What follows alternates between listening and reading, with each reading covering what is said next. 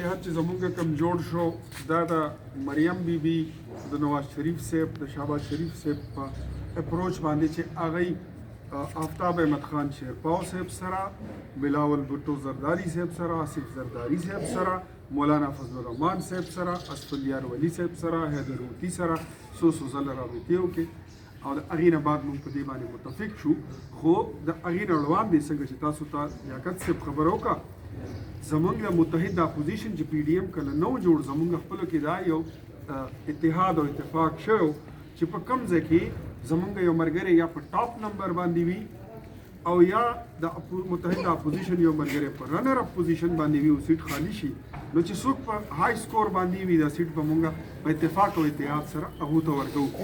زه په دې نه پوهېږم ما په دې باندې د خیر دی عوامي نیشنل پارټي ملګري خپله وضاحت وکړي چې منګه په سوات کې دیله سیټ ورکو په اتحاد کې مسلم لیگ نون هلته خپل امیدوار ویډرا کو هغې کې د هغې امیدوار پاس شو په مردان کې موږ دیله سپیس ورکو د دی بنده رنر اپ یا د دی سیټ ورکو د حیدر خان والا هغه دی بیل او بیله خبره ده پی کے 61 باندې موږ نور عالم ته ځای ورکو په پی کے 64 باندې موږ شاهد خان ته ځای ورکو په سمر بلور ته موږ سړی ونه درولو بیا په پی کے 69 باندې صلاح الدین والا سیټ چې کوم دی نو هلته رنر اپ پوزیشن د مسلم لیگ نون خو موږ د امیر مقام خان یو لویه سینه وه چې هغې خپل ځای دی ته حواله کړو موږ دی ته خپل ځای پرېښودو نو شپږ سیټونه د متحد اپوزیشن د پلیټفارم نه موږ دی ته پرېښي دي په هغې کې 3 دی ګټلي دي 3 دی بایللي دي نو بیا دا دی ووایي چې هغه کوم اتحاد و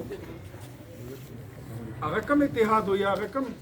انتخابي اتحاد که هغه سیاسي اتحاد لکه داسې هم نه کېږي که نه زما دا وروڼه زه په دې پوه یم زمونږ اوس هم سره جرګه روانه دا به راضي شي انشاءالله هغوی به راځي مونږ سره نن نی سبا نی هفته پس خو لکه دا چې کوم ځای کې اتحاد فایده تا ته رسي نو بیا اتحاد وي او چې کوم ځای کې اتحاد فایده بل جماعت ته رسي تاسو اتحاد نه کوئ نو دا مناسب نه ده